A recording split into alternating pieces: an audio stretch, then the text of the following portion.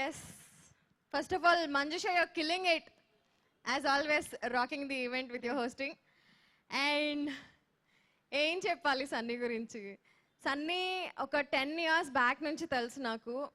తను జర్నలిస్ట్గా వర్క్ చేస్తున్న దగ్గర నుంచి I've been with him. I know his journey. నేను పర్సనల్గా చూస్తూ ఉన్నాను.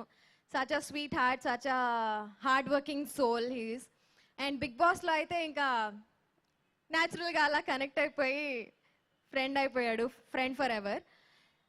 బిగ్ బాస్ వరకు ఒక ఎత్తు అయితే బిగ్ బాస్ తర్వాత నుంచి ఇంకొక ఎత్తు అనే చెప్పాలి. వాడి హార్డ్ వర్క్, వాడి స్ట్రగుల్ ఇంకా డబల్ అయింది బయటికి వచ్చిన తర్వాత. మూవీ చేయాలి, రిలీజ్ అవ్వాలి, రిలీజ్కి ముందు టెన్షన్స్ అవన్నీ కూడా వాడే పర్సనల్గా తీసుకొని వాడి ప్రతిసారి ప్రతి మూవీ రిలీజ్ టైంకి how passionate he's about movies అనేది ప్రూవ్ చేస్తూనే ఉన్నాడు. అండ్ సకలగుణాభిరామ రిలీజ్ అయింది.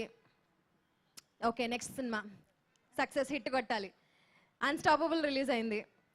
ఓకే, నెక్స్ట్ సినిమా ఖచ్చితంగా హిట్ కొట్టాలి. కానీ sound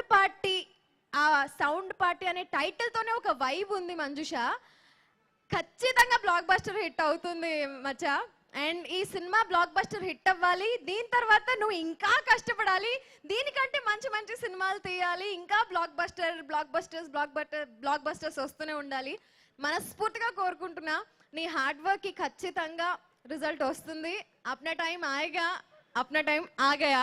so all the very best. ఈ సినిమా బ్లాక్ బస్టర్ హిట్ అవ్వాలని మనస్ఫూర్తిగా కోరుకుంటూ congratulations in advance. Sound party team అందరికీ కూడా congratulations and all the very best. And thank you so much. Thank you so much. So ఆ success sound పార్టీతో రావాలని రాసి పెట్టుంది అంతే. ఒక్కసారి అంటే యాంకరింగ్ బుద్ధులు పోగొట్టుకోను. సో ఒక్కసారి మీరందరూ కలిసి అప్పటి నుంచి చాలా సైలెంట్గా కూర్చున్నారు.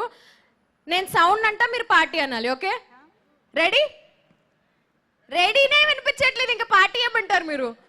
Ready, sound.